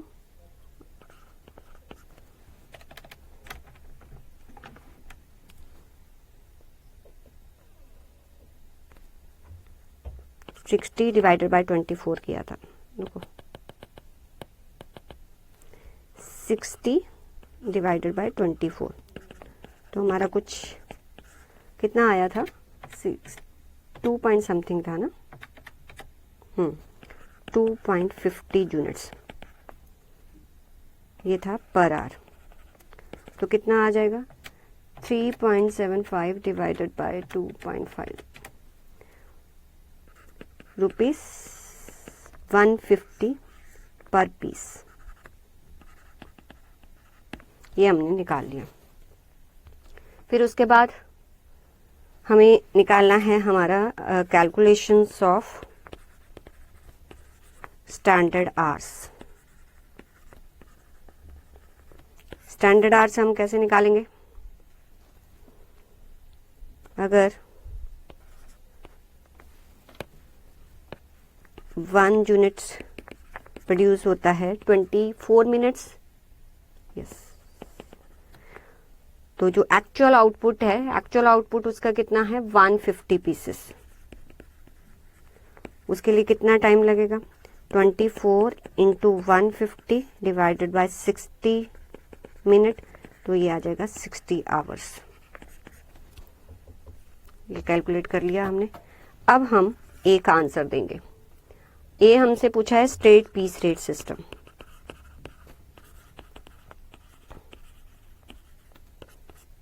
ये किसके इक्वल टू होता है? Actual output multiply by normal piece rate. Actual बनाया है उसने 150 यूनिट्स, और एक एक यूनिट्स के लिए वो हमने निकाल दिया कि 1.50 रुपीज देते हैं। तो अल्टीमेटली हमारा ये कितना आ जाएगा? 150 इंटू 1.50, 225 रुपीज।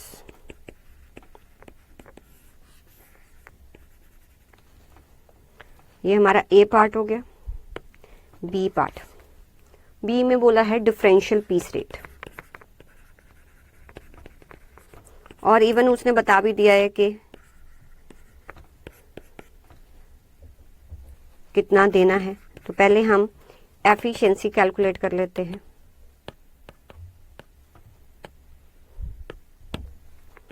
एफिशिएंसी उसकी कितनी है? Sorry, actual output divided by standard output into 100, 150 divided by 120 into 100।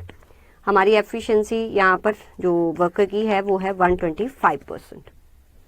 अच्छा निकाल, ये वाला बताया आपने 125% है। वो कह रहा है कि जैसे ही अबव स्टैंडर्ड होती है तो आपका वेज रेट कितना होगा, तो यहाँ पर इसकी अर्निंग्स कितनी हो जाएंगी, 150 मल्टीप्लाई बाय जो भी नॉर्मल पीस रेट है मल्टीप्लाई बाय 120%। तो ये बता दो, ये तो गिवन है ना कि कितना करना है, वो ऊपर है, वैसे भी टेलर लगा रहा है तो ₹270। ठीक है, ये आ गया सी पार्ट।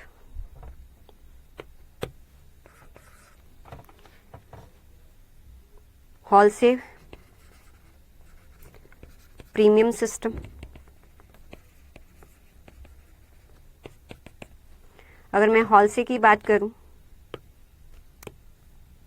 उसके अकॉर्डिंग जो अर्निंग्स होती है दैट इज इक्वल टू जो टाइम टेकन है इनटू रेट प्लस 50% ऑफ जितना टाइम सेव है इनटू रेट। तो टाइम टेकन है 48, रेट दिया हुआ है हमें 3.75, 50% ऑफ व्हाट, यहाँ पर टाइम सेव्ड ऊपर ही लिख लो 60 minus 48 that is 12 hours into 12 into 3.75। ये बता देना कितना आ गया।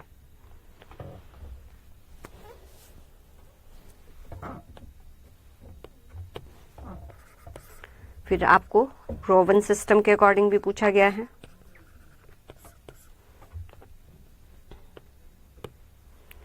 रोवन सिस्टम के अकॉर्डिंग जो अर्निंग्स होती है that is time taken into R plus जो भी टाइम टेकन है जो आपका टाइम अलाउड है मल्टीप्लाई बाय जो टाइम सेव्ड है इनटू आर।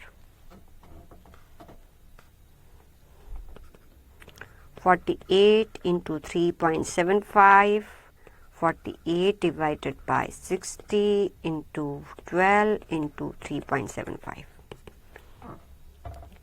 इसका आया 184.12।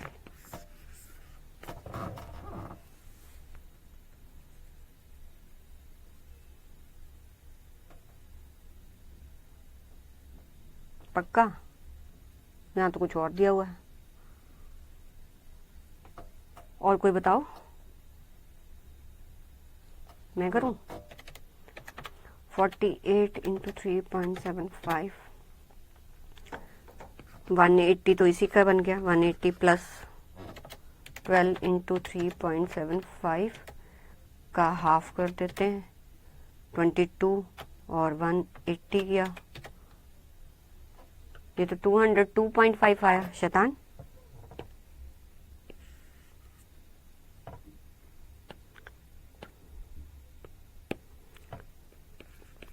हर्ष किसका बता दिया बेटा आपने? इतना आ रहा है। हाँ, इसका भी बता दो फिर। ये तो 180 होगा, ठीक है, ये तो 180 होगा, ये होगा 12 into 3.75 multiply by 48 divided by 60, 36 plus 180, 216। हाँ, ₹216। चलो, इसमें ये कोई ऐसा क्वेश्चन नहीं था कि डिफरेंट था, ये तो पीछे किया हुआ था, बस वही जो है ना कि हमें पर आर दिया होता है, पर पीस निकालना होता है। और जो पहले क्वेश्चन किया था कि हमें एक्चुअल पता है कि इतना टाइम उसने काम किया है, लेकिन आउटपुट दी है, उस आउटपुट को अगर बनाना होता तो स्टैंडर्ड टाइम कितना लगता। ये 2 पॉइंट्स है, ये 2 पॉइंट्स बहुत ही इंपॉर्टेंट है, बहुत सारे क्वेश्चंस में रिपीट भी होते हैं, तो इसमें ऐसा कुछ खास नहीं था, ये नॉर्मल क्वेश्चन था, बहुत बार ये पॉइंट्स आए हुए हैं पहले भी। चलिए अब चलते हैं नेक्स्ट क्वेश्चन पर।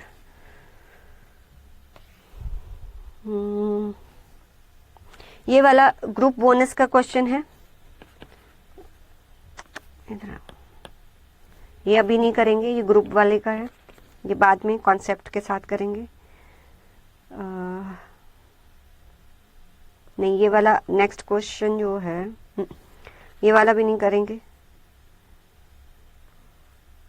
इसका भी कॉन्सेप्ट अभी किया नहीं हमने। इलस्ट्रेशन नंबर 40 करवाने लगे। एक छोटा सा कॉन्सेप्ट कर लेते।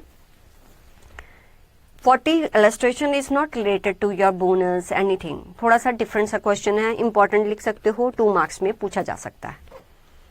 इसमें ना आपको क्या दिया हुआ है, ध्यान से सुनो। इसमें उसने दिया है कि आपका स्टैंडर्ड टाइम कितना होगा। देखो, जो स्टैंडर्ड टाइम है ना, वो एक्चुअल में कैसे सेट किया जाता है। वैसे तो किसी भी ऑर्गेनाइजेशन में जो है वो टाइम एंड मोशन स्टडी और वर्क स्टडी वगैरह करके होता है कि कोई भी अगर 100% जो है परफेक्ट कंडीशंस में अगर कोई पर्सन काम करता है तो वो उस काम में को कितनी स्पीड से कर लेता है। फिर जब जितनी स्पीड से वो काम कर लेता है उसमें जो आइडियल टाइम है ना उसको भी कंसीडर किया जाता है। इवन ये भी देखा जाता है कि बीच में वो जो है हो सकता है कि मशीन के लिए मटेरियल आए या कुछ आए, कुछ मतलब कि एक तरह से अलाउंस ऐड कर दिया जाता है 5% 10%, क्योंकि परफेक्ट कंडीशंस तो कभी नहीं हो सकती। तो ऑर्गेनाइजेशन की वर्किंग को देखते हुए ना कुछ ऐड ऑन कर दिया जाता है। मैं समझाती हूँ क्या होता है। पहले देखा जाता है कि नॉर्मली उस काम को कितने टाइम पीरियड में किया जा सकता है। वो तो फैक्ट्री में जो भी पर्सन है वो ऑब्जर्व करता है, जो भी इंजीनियर होता है वो ऑब्जर्व करता है कि नॉर्मली इस काम को कितने टाइम में किया जा सकता है। दैट इज द नॉर्मल, ठीक है।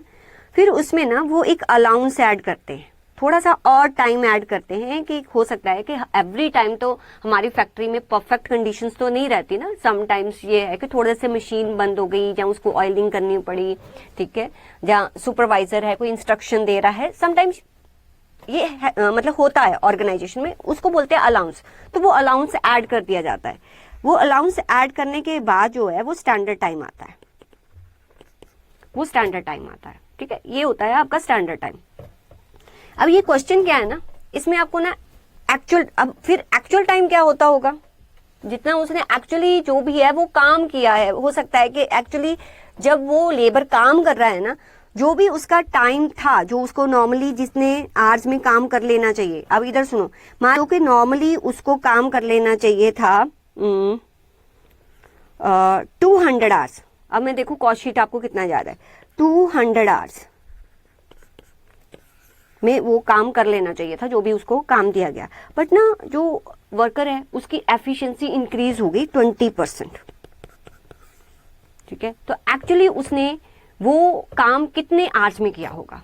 एक मैंने फॉर्मूला आपको लिखवाया था ना कि एफिशिएंसी इंक्रीज हो जाए तो क्या करना है। ओहो, कितना कुछ भूल जाती हूं मैं।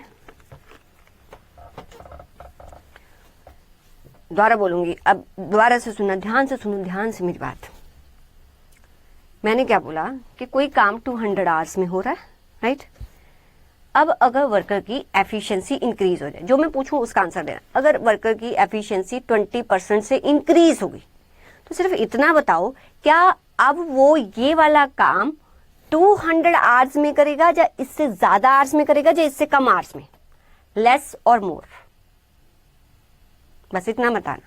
अगर वर्कर की, हाँ, लेस, ठीक है, लेस में करेगा, लेस में करेगा, इतना तो पता था ना।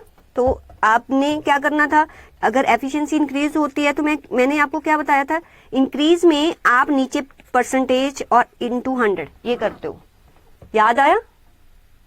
हाँ, 100 120, क्योंकि तब हमें पता लगेगा कि एक्चुअल में वो काम कितने पे हुआ था, ठीक है। तो एक्चुअल पर अब काम कितने पे हुआ, चलो निकाल लेते हैं एक बार, निकाल लो, निकालो कितना आएगा।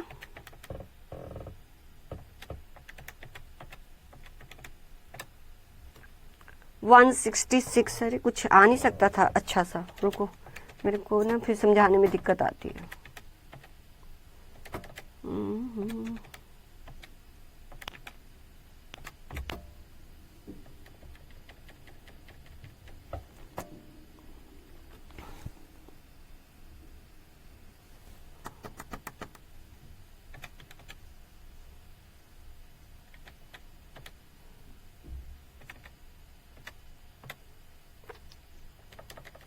इसको कर लेते हैं 160 इतना।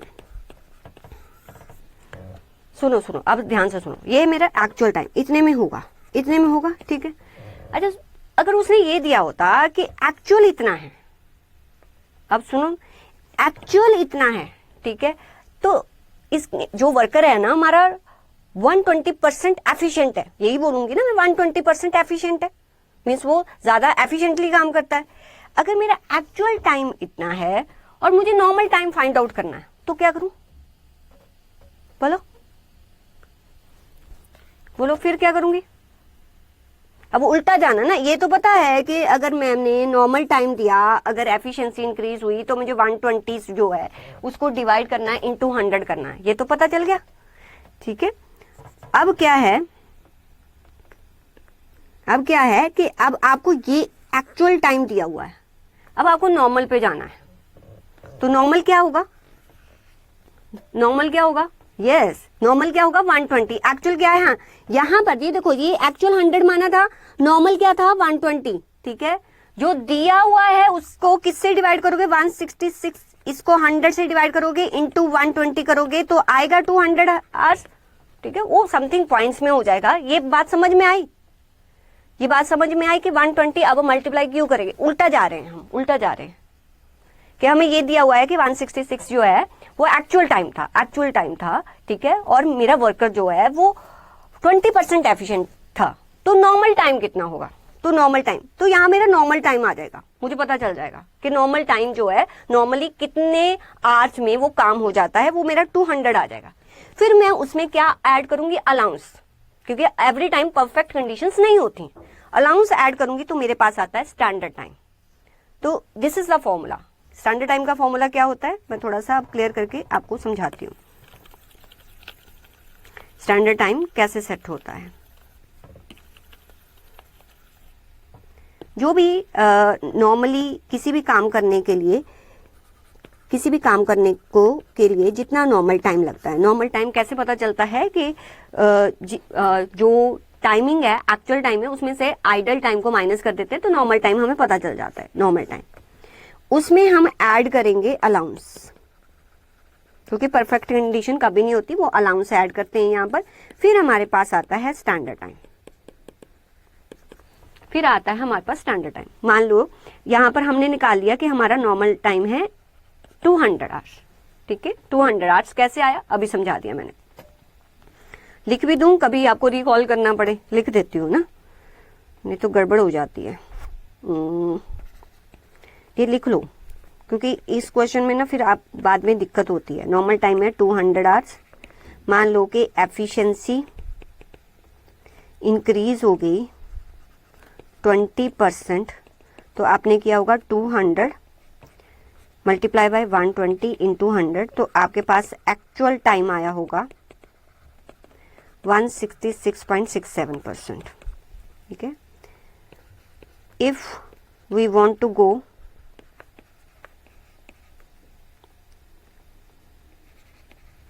normal time to no actual time to normal time, actual time to normal time, then उस केस में क्या करेंगे 166.67% में मल्टीप्लाई करेंगे 120 और डिवाइड करेंगे 100 से, तो ये याद रखेंगे, ये याद रखेंगे आप चीज, और यहाँ पर आ जाएगा 200। अब देखो, अब ना दिया होता है कि आपने इसका अलाउंस ऐड करना है, मान लो दिया है कि 10% आप अलाउंस ऐड करोगे, ठीक है, ऑफ स्टैंडर्ड टाइम। वो ये नहीं कह रहा कि 10% अलाउंस ऐड करोगे फॉर नॉर्मल टाइम, नॉर्मल का नहीं, फॉर व्हाट, फॉर किसका, स्टैंडर्ड टाइम। वही कॉस्ट प्रॉफिट वाला जैसे हमने कॉस्ट शीट में किया था, ये वो ये कह रहा है कि अलाउंस है 10 फॉर स्टैंडर्ड टाइम, मतलब कि स्टैंडर्ड टाइम कितना है 100, तो नॉर्मल कितना होगा 90, याद है ना ये बात, ठीक है, ये 90 है। इट मीन्स कि ये वाला जो है किसको रिप्रेजेंट कर रहा है, 90 को, ठीक है, तो 10 कितना होगा, तो 10 डिवाइडेड बाय 90। क्या ये बात याद है, ये वाली बात याद है, वही भूली बिसरी यादें याद है, बोलो।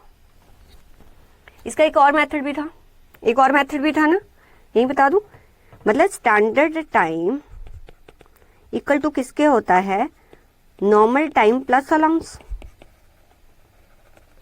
ठीक है। अगर स्टैंडर्ड टाइम सपोज कर लो x है, नॉर्मल है 200 और अलाउंस कितना है 10% ऑफ x, मतलब 0.10x, राइट। तो x माइनस 0.10x इंटू 200, तो ये कितना आ जाएगा 0.90x, 200x 200 divided by 90 into 100, ठीक है। इंटू 10 करूंगी तो पता चल जाएगा कि अलाउंस कितना है, अगर इंटू 100 करूंगी तो पता चल जाएगा x क्या माना है, स्टैंडर्ड। ये देखो ना, अगर मेरे बच्चे यहां इससे डिवाइड करूंगी 90 से, इससे मल्टीप्लाई करूंगी तो स्टैंडर्ड आ जाएगा। इन दोनों को एडजस्ट करके अलाउंस पता कर लेना, दोनों तरह कर सकते हो। वही वाला कॉस्ट वाला कॉन्सेप्ट यहां पर भी सेम एप्लीकेबल होगा। तो ये चीज ध्यान में रखनी है। ये मैंने सारे कॉन्सेप्ट आपको रिकॉल करवा दिए। अब मैं क्वेश्चन को रीड करती हूँ। आइए, कहता ए वर्क मेजरमेंट स्टडी, किसी वर्क की स्टडी की गई, carried out in A firm for 10 hours, 10 hours की स्टडी की गई कि किसी काम को करने में कितना टाइम लगता है, ठीक है। The following information was generated, क्या इंफॉर्मेशन मिली कि यूनिट्स प्रोड्यूस्ड हुए 350, आइडल टाइम था 15%, performance rating, what does it mean कि जो हमारा परफॉर्मेंस रेटिंग 120%, मतलब आप अगर किसी एम्प्लॉय का परफॉर्मेंस बता रहे हो 120%, अभी आपने कितनी एफिशिएंसी कैलकुलेट की 110%, 120%, व्हाट डज इट मीन कि वो 20% एफिशिएंट है, 10% एफिशिएंट है। अगर किसी की परफॉर्मेंस जो है 75% है, इट मीन्स कि वो 25% लेस एफिशिएंट है, यही कहा जाता है, यही बोलते हैं, ठीक है। 120% का मतलब क्या है कि मेरा एम्प्लॉय 20% एफिशिएंट है। अलाउंस है देखो 10% ऑफ स्टैंडर्ड टाइम का है। What is the standard time for task, तो बताइए टास्क का स्टैंडर्ड टाइम क्या होगा। अच्छा, यूनिट्स प्रोड्यूस कितने हुए 350, कितने आवर्स में 10 आवर्स में जो है 350 यूनिट्स जो है उसने प्रोड्यूस्ड किए हैं। तो आपको स्टैंडर्ड टाइम निकालना है। तो चलिए अब निकालते हैं। तो कितना, अब आप जो टाइम निकालोगे ना उसको मिनट्स में निकालोगे। ये 350 यूनिट्स को बनाने के लिए कितना टाइम लिया गया होगा, टोटल टाइम इन मिनट्स बताना है।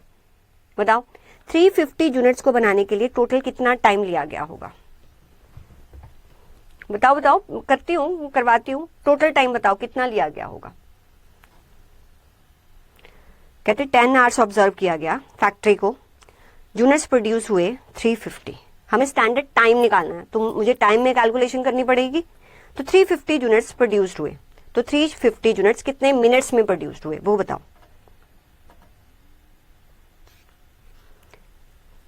कौन सा इलस्ट्रेशन है,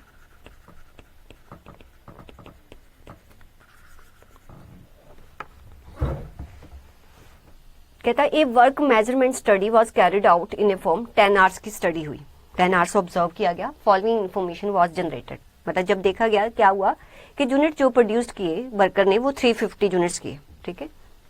आइडल टाइम था उनका 15%, जो भी पूरा दिन काम किया उसमें आइडल टाइम था 15%। परफॉर्मेंस रेटिंग थी 120%, मीन्स हमारा एम्प्लॉय 20% ज्यादा एफिशिएंट था। अलाउंस टाइम है 10% ऑफ स्टैंडर्ड टाइम, तो स्टैंडर्ड टाइम बताना है। अब मुझे जब ये स्टडी की गई तो मुझे एक्चुअल टाइम तो पता है, एक्चुअल टाइम इस 350 यूनिट्स को बनाने के लिए कितना लगा होगा, कितना लगा होगा। देखो आप जो है टोटल टाइम पहले लिखो, टोटल टाइम कितना लगा, टोटल टाइम जब स्टडी हुई, ठीक है, 10 आवर्स की स्टडी हुई, 10 आवर्स इंटू 60, तो 600 मिनट्स ऑब्जर्व किया गया। लेकिन उन्होंने काम कितना किया उसमें, इसमें से आइडल टाइम उसने बताया कि 15% है, मतलब 600 का 15% निकाल दो, 600 का 15% निकाल दो 90। तो एक्चुअल में जो वर्कर ने काम किया, एक्चुअल टाइम क्या था, एक्चुअल में जो वर्कर ने काम किया है वो है 510 मिनट्स। अब मुझे बताओ, मुझे एक्चुअल टाइम पता है, ठीक है, एक्चुअल टाइम पता है। उसने ये कहा कि जब हमने ऑब्जर्व किया ना एम्प्लॉय को तो वो 120% एफिशिएंट था। तो 120% का मतलब क्या है कि 20% उसकी एफिशिएंसी थी, एफिशिएंसी थी, तो बताओ ना, ये तो एक्चुअल टाइम है, तो नॉर्मल टाइम कितना होगा? अगर वो एफिशिएंट ना होता तो उसी काम को वो नॉर्मली कितने टाइम में करता, तो नॉर्मल टाइम कितना होता? मैं यहाँ ना लिख के 2 मिनट मेरे बच्चे, सॉरी, मैं यहीं पर ऐड कर दूं ना, ये एक्चुअल टाइम, इसमें ऐड कर दूं या नॉर्मल टाइम सीधा लिखूं? नॉर्मल टाइम का फॉर्मूला मैंने आपको क्या बताया, जो भी एक्चुअल टाइम होगा मल्टीप्लाई कर देना परफॉर्मेंस रेटिंग से। एक्चुअल टाइम है 510 मिनट्स, परफॉर्मेंस रेटिंग कितनी है 120 डिवाइडेड बाय 100। आई होप आप मुझे ये बताने की जरूरत नहीं है कि मैंने 120 क्यों किया, ठीक है? तो कितना आ गया आपका 612 मिनट्स। अब देखो, अब आपको करना है कैलकुलेशन ऑफ स्टैंडर्ड टाइम। ये किसके इक्वल टू होता है? जो नॉर्मल टाइम होता है ना, जो नॉर्मल टाइम होता है जो कि है हमारा 612 मिनट्स, उसमें आप ऐड करते हो अलाउंस जो कि है 10% ऑफ स्टैंडर्ड टाइम। मतलब 612 का आप जो है वो 90 मल्टीप्लाई बाय 10 करोगे तो अलाउंस आ जाएगा, वो करेंगे तो हमारे पास कितना आ जाएगा, क्या आ जाएगा? Standard time. तो बताओ 612 डिवाइडेड बाय 9 किया तो 68 मिनट्स। तो 68 मिनट्स अगर 612 में ऐड कर दिए तो 680 मिनट्स आपके जो है वो क्या हो गए? Standard time.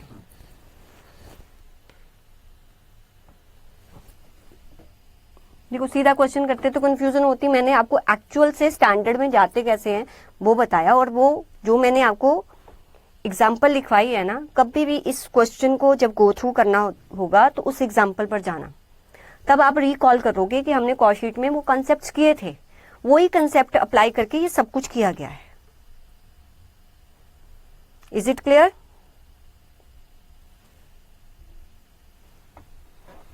फिर भी इसको इंपॉर्टेंट मार्क करो। अगर आपको लगेगा कि नहीं मैम समझ नहीं आया, तो नेक्स्ट टाइम हम एक बार इसको क्या करेंगे, रिवाइज कर लेंगे। पर हर चीज आपकी ना कॉस्टिंग में कनेक्टेड होती है। जो हमने एफिशिएंसी वहां की थी ना, अच्छा मैं एग्जांपल दिखा देती हूँ, रुको। देखो, पता कहां से स्टार्ट करना है बच्चे? अब याद करो, एग्जाम्पल को सोचो, दोबारा से सोचो। मैंने कहा कि 200 आवर्स में कोई काम होता है, ठीक है, कोई काम 200 आवर्स में होता है, लेकिन मेरा वर्कर एफिशिएंट है, तो इट मीन्स वो लेस आवर्स में काम करेगा।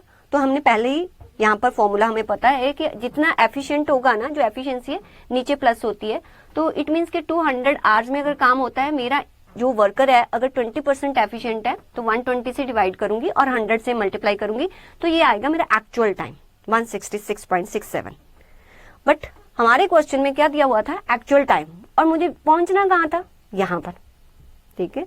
तो this represent 100 represent to what? Actual time, और 120 क्या है मेरा? Normal time. तो जब आपको एक्चुअल टाइम से नॉर्मल टाइम पे जाना होगा तो ऑब्वियसली इसको रिवर्स करोगे ना, तो फिर आप 166.67 को 120 से मल्टीप्लाई करोगे, 100 से डिवाइड, मतलब जो काम जो है एक्चुअल में 100 मिनट्स में होता है, वो एक्चुअल टाइम उसमें कितना लगता है? 120। ये इसके पीछे लॉजिक है कि एक्चुअल में जो काम हम 100 मिनट्स में करते हैं, वो एक्चुअल नॉर्मली अगर कोई पर्सन करे जो एफिशिएंट ना हो, वो 120 मिनट्स में करता है। तो नॉर्मल टाइम आपका निकल जाएगा कि नॉर्मल टाइम हमारा इतना होता है। फिर नॉर्मल टाइम में जब स्टैंडर्ड सेट किया जाता है ना, तो नॉर्मल टाइम में अलाउंस ऐड किया जाता है। बट अगर उसने अलाउंस बोल दिया कि 10% ऑफ स्टैंडर्ड टाइम है, तो standard time equal to normal time plus allowance. तो नॉर्मल कितना है? 200। तो 10% ऑफ व्हाट? स्टैंडर्ड टाइम को एक्स ले लो, तो 10x। तो x की वैल्यू निकाल देनी है, 100 डिवाइडेड बाय 90। यहां पर 10 लिखूंगी तो मेरा वो आ जाएगा, अलाउंस कितना होगा, ठीक है, ओके। चलो फिर भी ना आज इससे ऊपर नहीं करवाऊंगी, बस इतना ही करवाऊंगी।